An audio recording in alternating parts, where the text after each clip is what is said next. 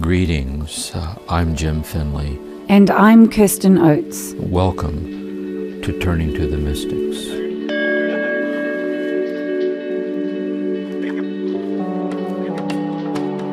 Welcome everyone to Turning to the Mystics. We're in Season 2 and turning to the mystic Saint Teresa of Avila. I'm here with Jim and we're going to be reflecting on his Lectio on Mansion 5 from the interior castle. Well, where I wanted to start was I get so confused about the way different people use the term the soul, and I think the way Teresa uses it and the way you're using it is very specific. So I wondered if you could define that for us. You know, the word soul in the Christian tradition, say especially in the Christian tradition of the kind of philosophical theology of the Middle Ages through Aquinas and Augustine and Bonaventure and Scotus and those people, and then how it carries over into the mystics has different meanings. For example, Aquinas, following Aristotle, says that the soul is the principle of animate matter. So, for example, plants have a soul because there's a principle, and they have a movement from within. They have a vegetative soul, And then likewise, animals have a sensate soul, dogs and cats and so on, because they're alive, the soul. And that for Aristotle too, that soul was immaterial, it was ontological. It was the being person. And then for the human person then has a rational soul. See, the soul is to think, to reflect the intellectual interior life, the subjectivity. See? And in our age today, when we use soul, we tend to speak of a person being soulful, as in deeply felt. I'm speaking from the depths of my soul, kind of intimate. We think that. So it's good to clarify what she means by it. And I also then think what John of the Cross and the other mystics in these classical texts mean by soul. To me, one way of putting it is what she means by soul is that the soul refers to the mystery of who we are as persons created by God in the image and likeness of God is our soul. That when God creates us as persons in the image and likeness of God, and that God-given godly nature of ourselves, that kind of divine stature of ourselves as persons, is our soul. This is so, and we might say in social justice and so on.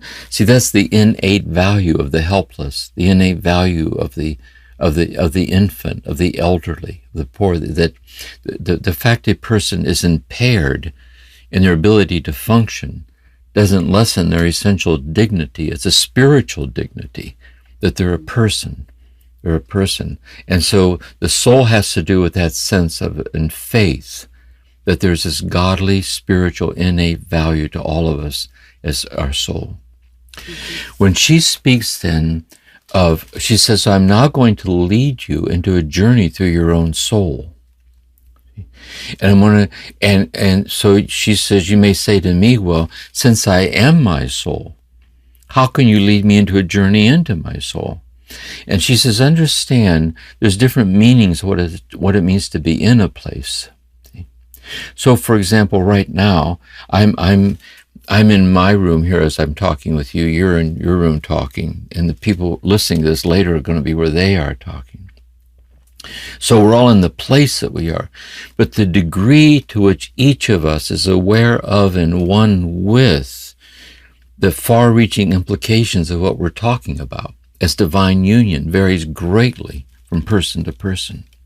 So when she uses the word mansions or dwelling places, she's talking about the grace states of consciousness in which we're aware of and open to the God-given godly nature of our soul. Because she says some people don't even know they have a soul. That is, they're so trapped in the external demands of externality of life. It isn't until they're awakened to the interior. If my life has an outside, it must have an inside. And specifically, when for the first time, God becomes real to you. That is, my faith matters to me. That point at which it matters, you start to become conscious of your own soul. You always were your soul, but you weren't always conscious of your soul. Mm-hmm. And so she says the first mansion is for beginners. She said they do pray, but they don't pray well and they don't pray often, and so on. So each of these mansions are kind of heightened, transformative degrees of conscious, realized oneness with and response to the mystery of our soul, which leads into God in the hidden center of our soul, drawing us into union with Himself. Can you explain how thoughts, emotions, the physicality of us and our thoughts and our emotions, what's the relationship between those parts of ourselves and the soul? Yes. For Teresa, I want to use our language. I'm going to use the term ego in our language. And my understanding, a basic understanding of ego, because at school we're doing this because we're clarifying how we use these words, soul, now ego. I understand ego to mean our self-reflective bodily self in time and space in relationship with others and with the earth, open to the mystery. So our ego is the thinking us, the remembering us, the desiring us, the intellect, the memory, and the will. It is the feeling us, or a whole range of emotions.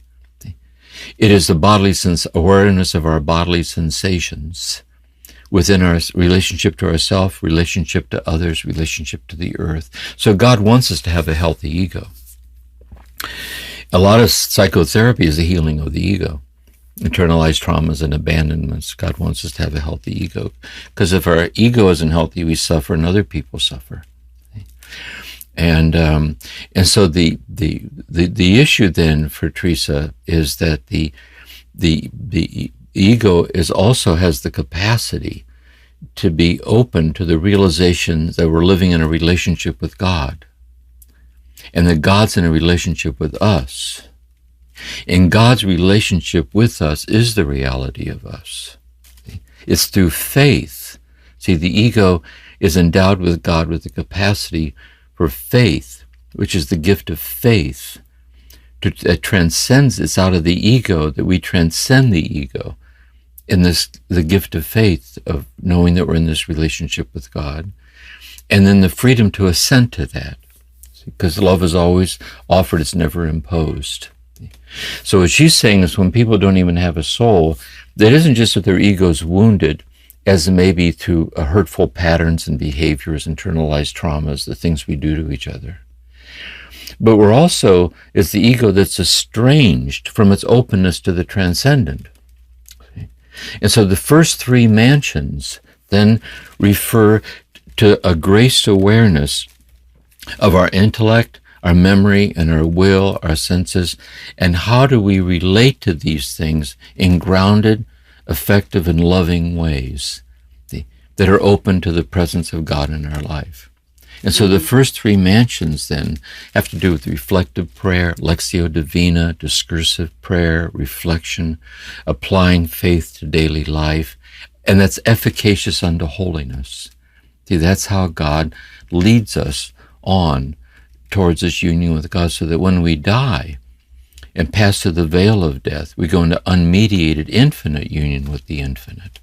And that's the first three mansions, holiness. Mm-hmm. With the fourth mansion, it begins mystical experiences, which means God doesn't wait until you're dead to begin to awaken you to God's oneness with you as the very reality of who you are. You begin to get that first stirring. And then the ego, in being so awakened, has to freely cooperate with that. And we have to open ourselves to it, and so on.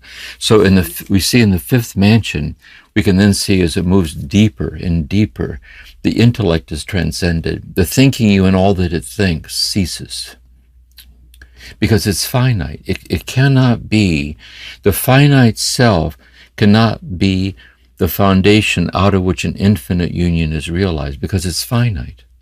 Mm-hmm. And so the finite reflective self, illumined by faith, because in the fourth mansion you're in that twilight zone between the two. In the fifth mansion, the finiteness of the intellect ceases because it can't be the basis of what's now occurring. Memory ceases. Desire ceases. Sensation ceases. And it's a kind of a state in which the ego and reflective consciousness goes into kind of a deep sleep. See? So you're not there. So when the moment passes, it's an event that happens to you while you're praying. So when it's over, you don't know for sure whether anything happened because you weren't there. But you know it because you're different. And that's what the fifth mansion is really about, is what are the signs? We have this experience where we disappear from ourselves, even for a few moments. What are the signs by which we can discern that we're not the same as we were before that happened to us? And then cooperating with those signs is the fifth mansion. So, Jim, is it right to say that when we die, we'll no longer have the ego part of ourselves, but the soul will continue? Is that? Well, we believe in our faith that Jesus rose with his wounds. And so we believe in the mystery of the resurrection, the final resurrection. It's kind of a mythic, poetic way of the eternality of all of us. So that in the kingdom of God, we'll remember who we were. We'll remember our relationships. There'll still be the eternal reality of those things in God will continue. But it will continue as seen and understood with and as God's own mind. That is, we'll see the divinity of the ego, the divinity of the body, the divinity of this conversation we're having right now. Since God's knowing we're having this talk right now, and God never forgets. When we die and go into God, we'll go into having this talk forever. Because everything is forever in God, but transcended and permeated as God's own consciousness of this. See? And that's what starts to happen in mystical states. You start to have God's consciousness of the life that you're living. See, God's consciousness of the life of everyone around you. God's love and so on. So in the end, it's not that our thoughts, memories, the way you describe the ego, the thinking self, the feeling self, in the end, it's not that they're separate from our soul. It's just they're not infused into the soul initially. Is that? There's like evolving states of the intellect, the memory, and the will, our evolving thoughts, our evolving memories, our evolving feelings, and so on. And the reality of that, and so on, and so on, and so on. But what starts to happen, I want to use the example of falling deeply in love with somebody, again, which is going to be key for Teresa and these nuptial mystics. So we fall in love with somebody, and in the depth of that love, when we try to explain to somebody in words that do justice to who we know the person to be in our love for them, we can't do it. So it's in the ego, where the ego is transcended through love. And fulfilled through love, see, in this qualitatively. So then she's saying, well, since God is that love, what would it be like to be in love with God? Or what would it be like to know that God's infinitely in love with you? See, and how do you begin to express that? Like, how do you begin to express even to yourself what's happening to you? That you're realizing God's infinitely in love with you and has been from before the origins of the universe, but now you're starting to taste it for yourself. See? And then God's waiting for your response. See, God's waiting for you to say yes to that and to give yourself in love to the love, which is the path that she's marking out for us. Thank you, Jim. That's getting clearer. I think that's a lifelong journey to understand what you just said so beautifully. So then, just to clarify another... I want to add one more thing, too, about listening, like spiritual direction. See, I think talk like this makes sense to the extent we realize we're talking about something that in some way we've experienced. That it's not babble, it's not nonsense. We realize maybe we've only experienced it fleetingly, maybe, and even in hearing it, we realize in hearing of it, we desire it. See? And so it's a kind of language that puts words to these intimate experiences and how we can learn to deepen them. That's the guidance she's giving us. Yes, I resonate with that, Jim, and it's more like a warming of my own heart, or an excitement or a jump in my heart as you talk about these things. It is. And then also, and we'll see this in the sixth mansion and for John of the Cross, then the path, then the heart jumps, but then it feels the pain and not knowing how to consummate the longing that's been quickened within it. See? And that longing is the path. See? That is, I wake up inside when I hear it. I want it, but I'm powerless by my own powers to consummate the longing, God, that you've awakened within me. And she says that is actually the nature of the path itself. Really, what do we do with that, or what happens to us when we surrender to that? Before we move a little more deeply into Mansion 5, would you mind just going back over what happens to us in Mansion 4, those stages, the where we go through the quiet, the absorption? So let's say in the first three mansions, in the third mansion, we can think of it as a psychological spiritual maturity. See? So there is our life of faith. There's a daily rendezvous with God in prayer, the Lectio, we take in God's Word. We engage in a meditatio, discursive reflection with God about that. How is this active in my life today? And we take that, and then the prayer is our desire to be faithful to that. Help me with this as I go through my day. And that's the first three mansions. And it becomes more and more stabilized and habituated as your daily life, your ministry, your everything. And that's holiness. It's everything, really. And Jim, that's what you demonstrate in the Lectio practice with Teresa, right? You take in the text Lectio, and then you kind of do your meditation on it. You invite people into a state of prayer. That's right. Because she's saying that's what Jesus does, in the Gospels, that we're kind of drawn to kind of just listen what he just said. And the deathless presence of Jesus is saying it to us. See? And God's waiting for, it's like that. It's a very personal thing. So that's the first three mansions.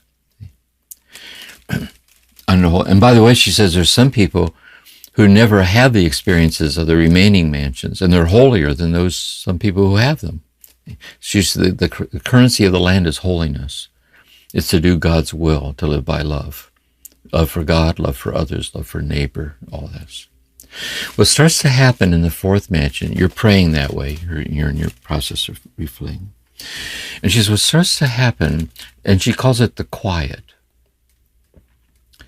And she says, what the quiet is, she says, it's hearing the Master's voice. It isn't God speaking to us through the scripture or through a teaching. It's in some way you're actually hearing God's own voice. See?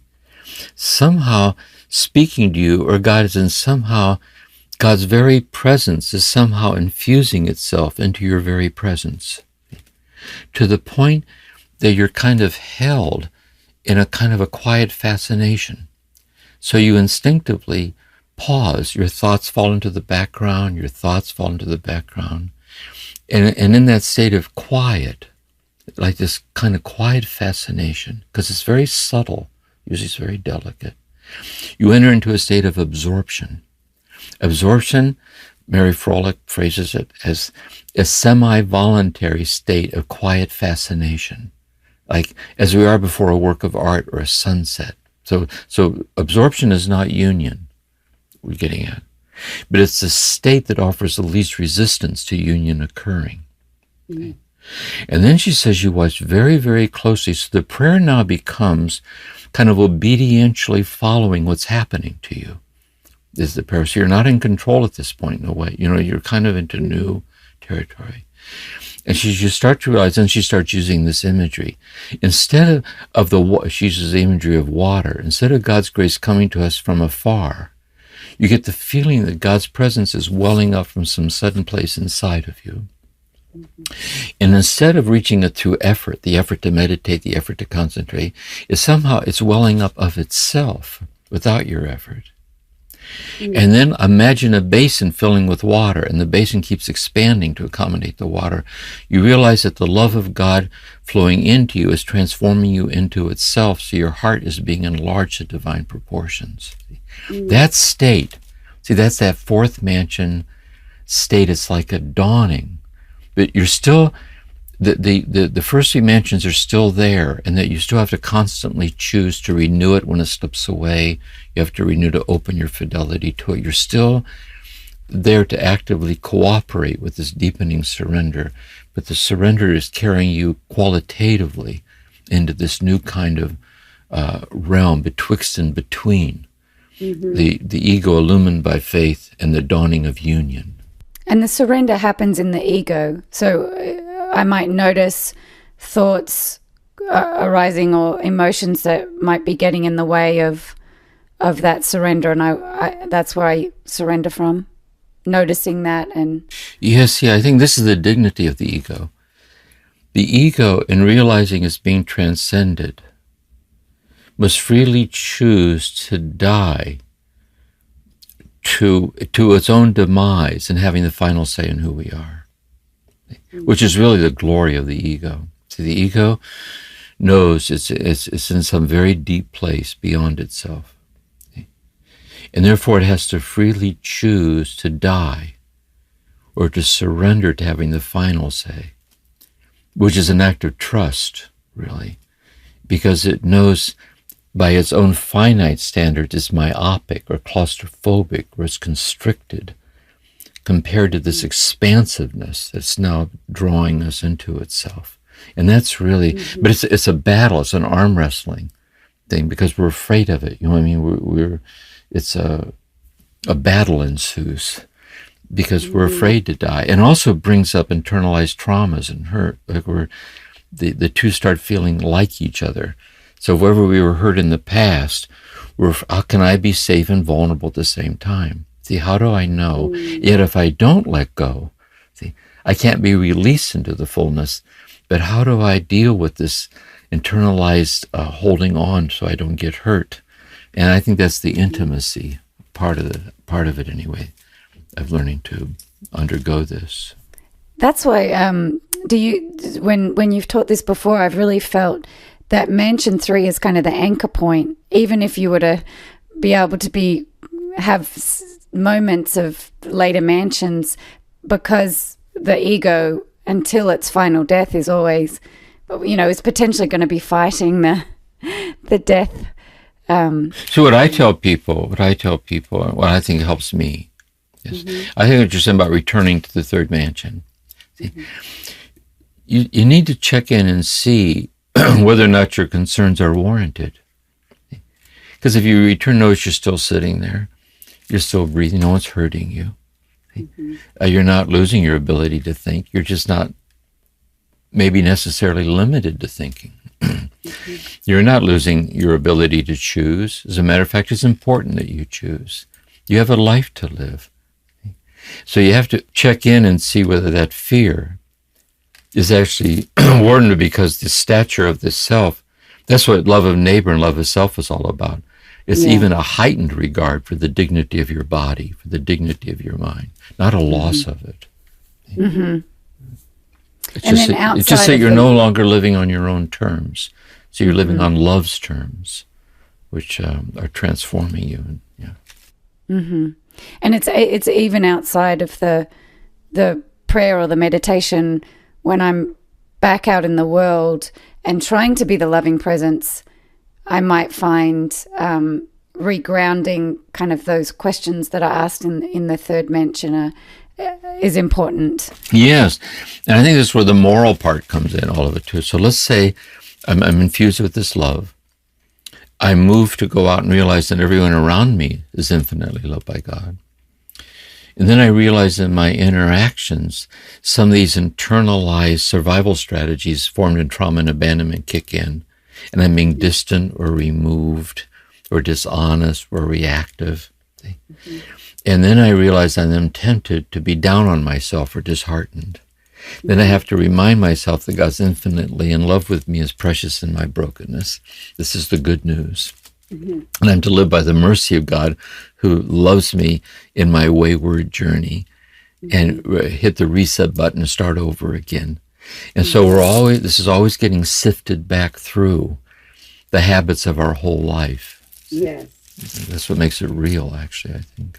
Yeah, that's really helpful, because I think there's a desire for perfection or for purity or for, just getting it right. And so what I take comfort in when you describe the path is that's we won't achieve that in this finite reality. And so the path is actually in our inability to reach the perfection we desire, and that we can come back to God's grace and compassion. Exactly. We can't achieve the infinite love, but the infinite love achieves us in our inability to achieve it. See?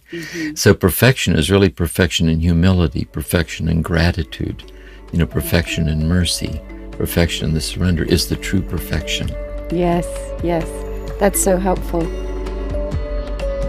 Turning to the mystics will continue in a moment.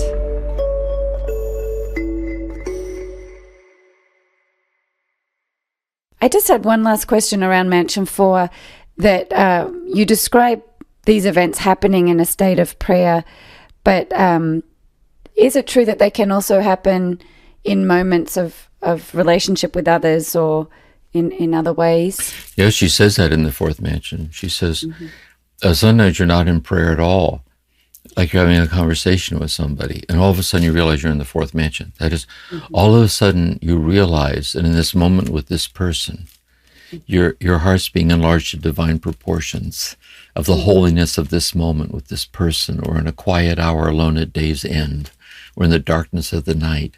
So it sort of rises of itself, even when you're not consciously at prayer.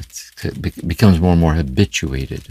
I know I had an experience when my grandmother was dying, and she was in hospital and not sleeping well, and she'd been someone who meditated and did yoga, but she was very anxious and not sleeping well and afraid. She had to have a surgery, and I was sitting next to her, and she said to me, I'm afraid I won't sleep tonight, and I won't be at my best for the surgery tomorrow. And I remember something absolutely not coming from me, but something coming through me for her. And I said to her, well, Nan, you're a great meditator. Why don't we meditate together? And as she nodded her head, and I said, I see this beautiful golden light surrounding you and covering you, and it seems so warm and trustworthy and beautiful, and I wonder if you can get a sense of that inside of you. And I don't know where that came from, and it was hard to talk about afterwards, but when I went in the next morning prior to the surgery, my grandmother burst into tears when she saw me, and she said, I had the best night's sleep. I had the best night's sleep ever. And she said she wasn't feeling anxious about the surgery. I think this comes up to a lot. And I think this came up for Teresa when she was writing The Interior Castle. It's and I've had this experience too. I work with people in therapy who are training to do hospice work. And they were so nervous about being with their first dying person. And always they'd come back in a week later, and when they were next to the bed with the family members around, it was given to them to say that somehow when a friend is hurting and you say something that helps and you don't know how you knew how to say it. Yeah. So a lot of this mansion business is learning how to be more and more habitually receptive and open to the influx of those things that don't come from you but through you. It's like the artist. Where does beauty come from? From the artist, or for the violinist, whatever. It's channeling, because you're an open, it uses you to fulfill its own purposes, and it just speaks. And so learning how to trust that and go with that and be more open to that. That's how by your fruit you shall know them. You start to see a heightened capacity for this flow of words that are coming through you and not from you as grace. Yeah. And how to work out what's trustworthy and what's not, in terms of those kind of very unique and rare experiences. Yeah. Exactly. And I think sometimes what's trustworthy is so disarmingly simple, it was right there. But sometimes by the ego, it might not be apparent at first, because it's the thing we don't want to say. It's the thing that we don't want to be. It's just, so it takes a lot of discernment and the artistry of fidelity and learning how to listen to ourselves and stay open. And it's the journey, Mm-hmm. Thank you, Jim. Well, going a little bit deeper into Mansion 5 now, you said in the podcast about Mansion 5 that the reflective self goes into a deep sleep. And so I wondered, when we have this kind of Mansion 5 event, are we becoming unconscious? Is that, are we passing out? Yeah, it'd be good to say this too with all these mystics, to understand that the deeper we get, it's understandable that we might feel the mystics talking about things we might not have experienced yet. Mm-hmm. But it's nice just to sit with them. And as we listen, maybe we have experienced them, but no one helped us to be consciously aware of what was happening to us.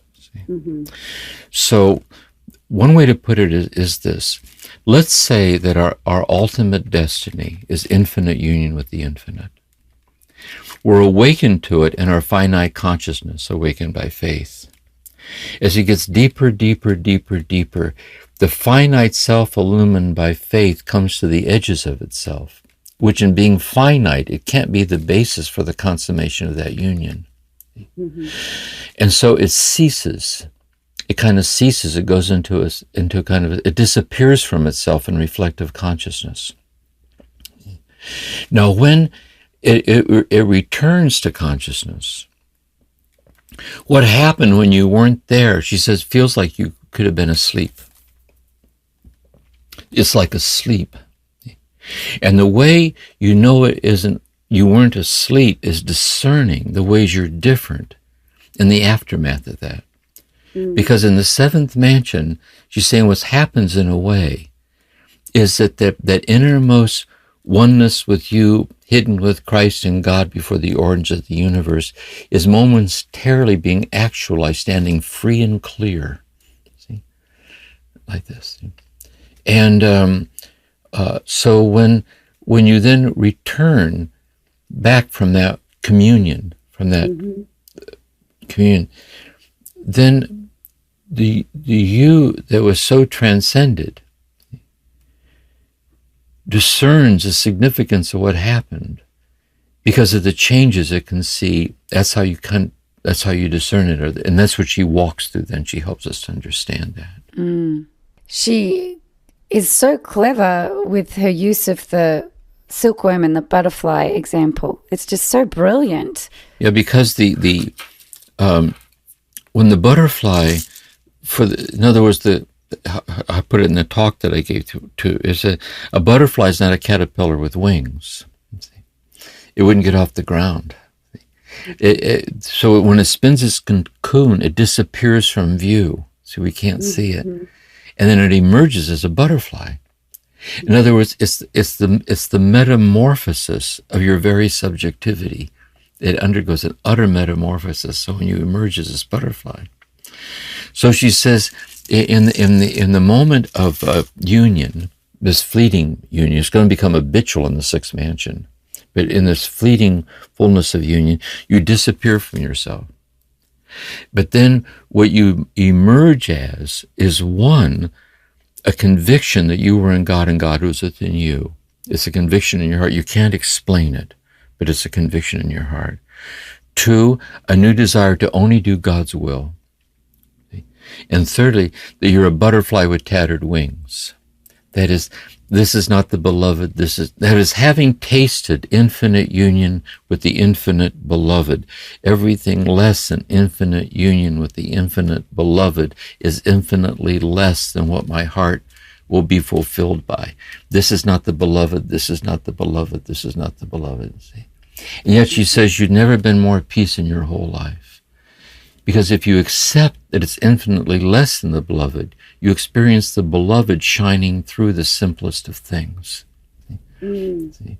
It's, when you try to own it at the level where you can have it, you fall back into what's less than. But when you accept that it's infinitely less than the infinite, to that deep acceptance, the infinity of it and its nothing without God shines into your heart. Like everything is holy, or everything deserves to be deeply respected or even reverenced, like that. I think it's like that, really. Yeah.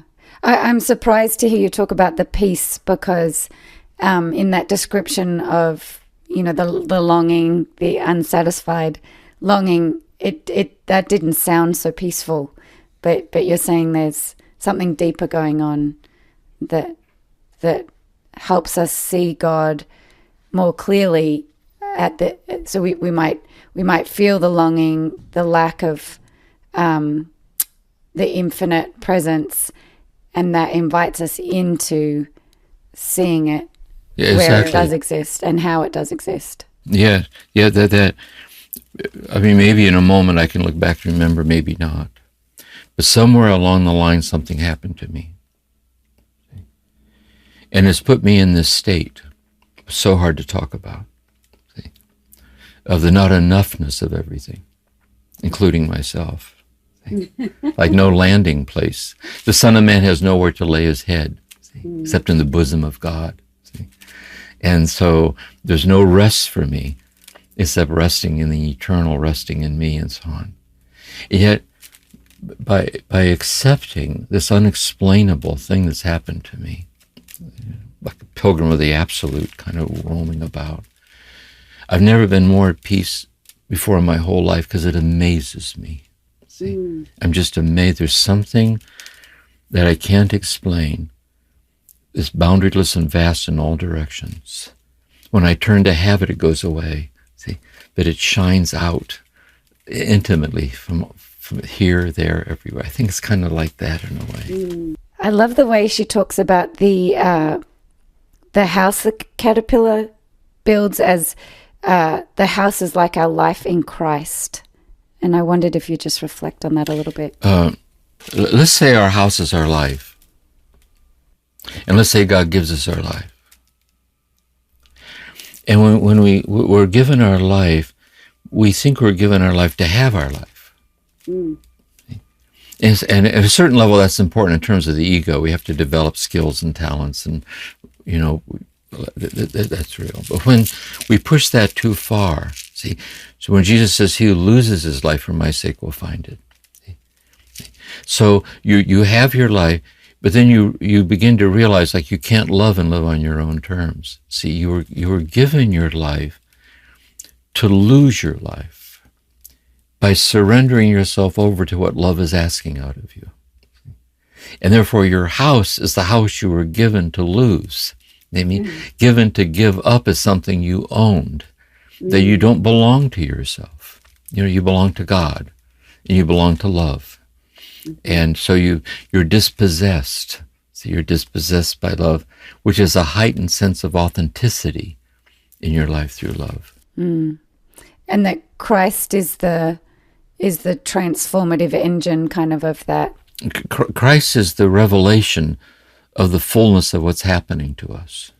For me to live is Christ. And so we see in Christ and the fullness of what's happening to us. You can also see the value of Teresa and these mystics on her ability. Imagine having her for a spiritual director. She's directing us now as we talk about this. Yes, it's so it's so luminous, and it's so disarmingly simple and rich. Yes. And we realize that a lot of it is we haven't had anyone to sit with.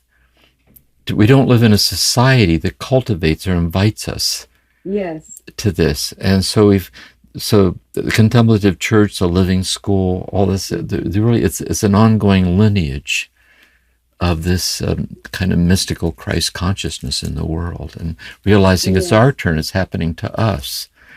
and we're in the midst of it. And that's so, yeah.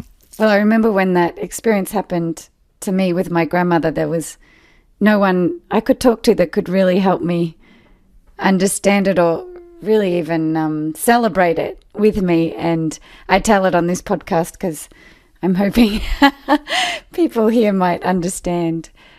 Yeah, and that in sharing it, people might also feel more confident about those kind of experiences they've had themselves. See, imagine we're having a recovery meeting for recovering would-be mystics. See? And so when we share our story, recovery, strength, and hope, like in AA, when we share a little story like that, other people in the room know what you're talking about. Because in an utterly unique way, they also have had their own moment. So how do we learn to habituate our faith? I see, not to play the cynic, how to have faith in that. And how can I learn to habituate that sensitivity that was given to me? And what's the path along which that might happen to me? I will say, just my experience today in sharing that story, I feel very deeply in my being still that connection to that light, and my grandmother embodied in it. And she's been dead now for a number of years, but just I still feel that deep connection, the gift of that moment of so deeply connecting to her, and I still feel that warmth and that glow and that safety of what she was going through. See, and that's what makes our conversation here with Teresa to be a contemplative prayer. See? In other words, again, like Michael Sell's book, The Mystical Language of Unsaying. So it's not a language that speaks of this, but it's a language that speaks of it in a way we experience what's being spoken of. See? It's a language that actually brings us into this state and open, how could I be even more habitually grounded, even more faithful, even more, I think it's like that. Yes. I loved in the podcast when you talked about the caterpillar going on the journey of being metamorphosized, and you said the caterpillar was, planning, buying the journal, going to a retreat, and then the trick is that the part that was going to kind of own and go on tour with the glory of the being metamorphosized is the first part to die. And how do you relate that to us in our journey? In terms of... See, how I put it, for Teresa would tell us that all these mystics is that, so the mystic is, so that we aspire to this. I mean, we should. See? But we can't help but think of it in terms of the ego aspiring to it. Doesn't realize it's going to be transcended in,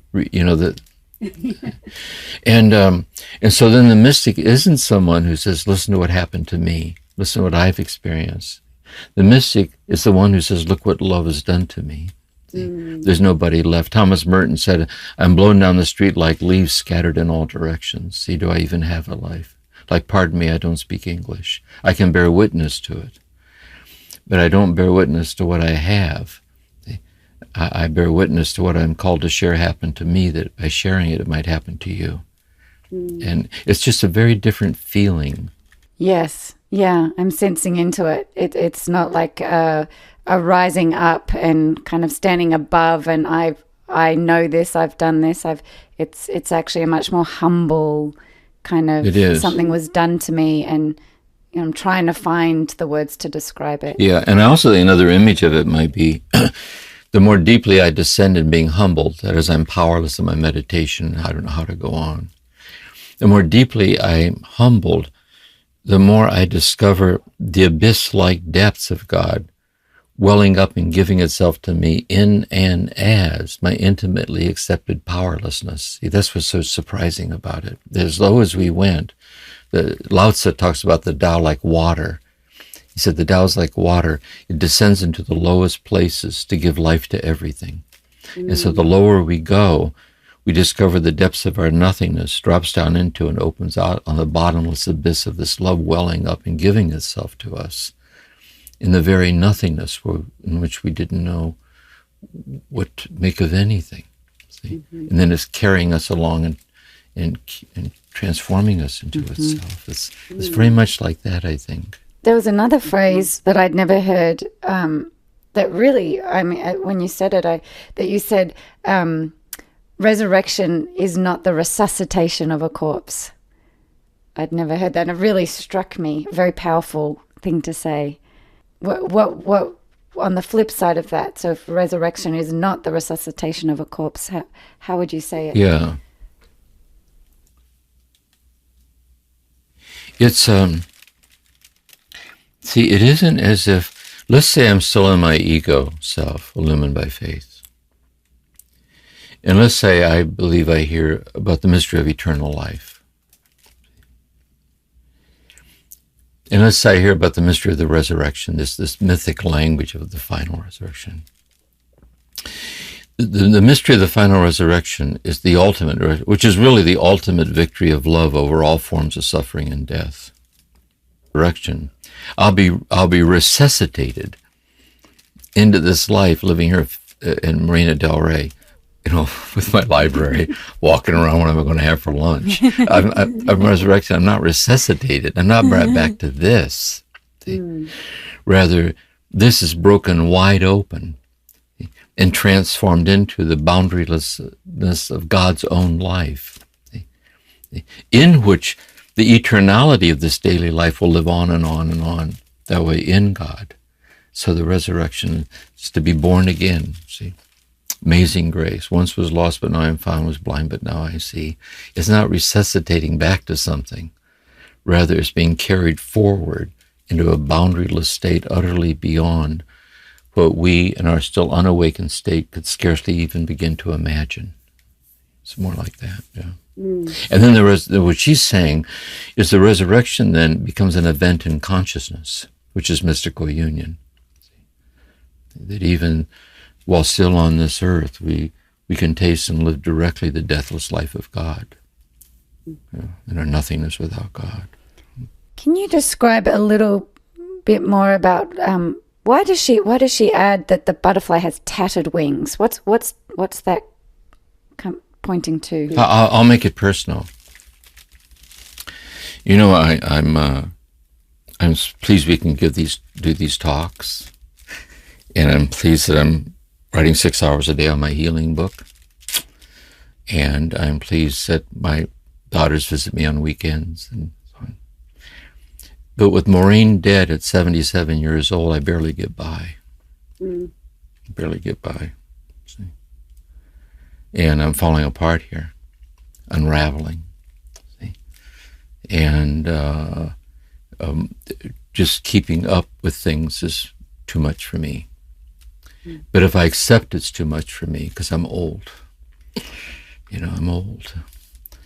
And I'm not to live on my own terms. I don't have to keep up with anything. So I feel like a butterfly with tattered wings. See, just trying to share a few things before I disappear that might be helpful to somebody. I don't know. And so I think anytime we commit ourselves to anyone who commits himself to being a husband or a wife or a mother or a father, or they deeply commit themselves to teaching little children, or working with people in hospitals, or anytime we're of service to a community, isn't it true that it asks of us more than we're able to comfortably give? Isn't that true? We're always, in the very gift of it all, we're trying to maintain ourselves, and acknowledging the limits of ourselves. Otherwise, it's hubris. Sometimes I have to back off. I can't do it. I have to. It's hubris. I'm trying to live up to your expectations of what I should do, an utter disregard for how real my limitations are. Then I honor my limitations and step back into it again, and then reassert myself again in the classroom or the hospital or a psychotherapy office, or changing the diaper, or watering the lawn. Does that make sense? In a way, it's like that. I think we're all, when we live deeply and love deeply, we're always taken out beyond the edges of what we're comfortably able to do.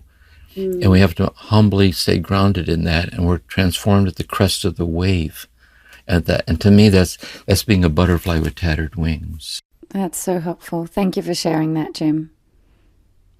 And so the tatterings really, and this is Teresa, the foundation of her entire teaching is in relation to love. The tatterings in relation to experience, to give, to be the love that's changing me. I realize I have tattered wings. It is, and I think it's St. Paul, like the thorn in the flesh. I asked God to remove it, and God said, leave it there. Because the place where you still get reactive, the place where you're not able to live up to what you should be, is your teacher. It reminds you you're not exempt from the frailty of the human condition that God's infinitely in love with, and through which you touch people by accepting it yourself. And, yeah. Mm-hmm. By the way, and then she says that in the end, see, with mystical union, even the butterfly must die. Because even that transformed self in love, in divine union, becomes non-distinct from the infinite mystery of God. So as she moves into the sixth, seventh mansion, you see that even the butterfly dies. Mm-hmm. And by the way, the butterfly can die when you're still here. See, I'm impoverished, but I'm impoverished no more. See, I'm limited, but I'm limitless everywhere in all directions. See, and there are ways that becomes paradoxically true for a person. Wow. What do you think we can learn from the fifth mansion if we've never entered it? You know, like listening to you to talk about it, reading Teresa, but it's not something that we've had the experience of that has. What can we learn from continuing on to deepen our understanding of the mansion? You know, I think that. One, in the spiritual order, what's given to one of us belongs to all of us. See, really. And so it's given to these people who are graced in having come to this. In our interconnectedness, it's given to all of us, because it's us. I think another grace is that if I calibrate my heart to a fine enough scale, I think of it as incremental realizations of infinite generosity. See, that I realize if I calibrate my heart to a fine enough scale, I can begin to discern in the delicacy of my own unfolding realizations, the stirrings of this very oneness. Because I also know what it's like to have disappeared from my own finite gaze. I know what it's like to have a moment in which I disappeared from myself in reflective consciousness, either through birth or death or joy or whatever. And I know what it's like to have come out the other side and gotten that taste of something in a metamorphosized state that was given to me like that. So we can see there's like echoes or variations or reverberations with this. So she's always returning us back to where we are in our own, because that's what counts, on this trajectory or this learning curve. And she lays bare or opens for us what's possible. It may already be closer than we realize. Otherwise, we wouldn't be listening to these talks with any sense of, we would have tuned out along. So the very fact this isn't gibberish means somehow we already know this because we only recognize what we know. So the very fact we're drawn to it bears witness that it's already happening to us. But it's subtle, intimate, delicate. It's like that. Well, thank you for sharing that. Maybe we'll all have a moment where we disappear from ourselves listening to the fifth mansion. We might. And by the way, I think the reading of these mystics can be that way. You know, you read it, it's so beautiful. It's so beautiful. It so speaks to everything in you. There's a certain place at mid-sentence, you disappear from your ability to read the next sentence. And when you turn a second later or 10 minutes later, the very act of reading it was itself the taste of this little thing that illumined you midway. It's spiritual communication, I think. Thank you, Jim. Well, before we end, I just want to honor what you shared about Maureen and honor Maureen's beautiful life. And thank you for continuing on with the podcast with all you've been through. And thank you. And just looking ahead to the sixth mansion too, Let's say the apophatic way, the apophatic part of the hidden part. The cataphatic way is where this starts happening while you're awake. That is, you don't disappear. It rather is somehow the divinity of manifested life itself. So it starts habitually happening to you. You know why? That's where we're kind of headed. You kind of disappear apophatically. You're transformed in that opens out upon deeper layered depths ahead, in which it starts happening all the time, leading toward the seventh mansion. Thank you. A little teaser for Mansion 6. Little teaser. Yeah. Well, tune in next week for the next exciting episode. Well, thank you for today, Jim, and we look forward to traveling through Mansion 6 with you, and it's been wonderful hearing your thoughts today. A gift. Thank you. Thanks. Thank you for listening to this episode of Turning to the Mystics, a podcast created by the Center for Action and Contemplation. Please consider rating it, writing a review, or sharing it with a friend who might be interested in learning and practicing with this online community. To learn more about the work of James Finley, please visit jamesfinley.org. We'll see you again soon.